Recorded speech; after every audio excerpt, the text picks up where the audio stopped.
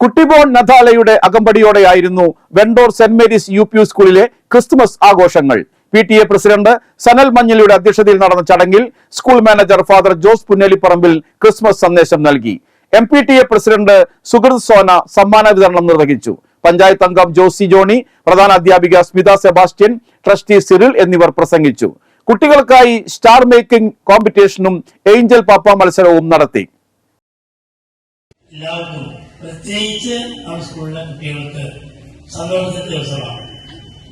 Christmas സന്തോഷത്തിന്റെ അവസരമാണ്, ആനന്ദത്തിന്റെ അവസരമാണ്. മനുഷ്യരെ ഈ അവരുടെ ദുരിതാവസ്ഥയിൽ നിന്ന് മോചിപ്പിക്കാൻ വേണ്ടി ക്രിസ്മസ്. ഒരു ഗ്രാമത്തിൽ ഒരു ധനുമാസത്തിൽ ഉയരും രാവിൽ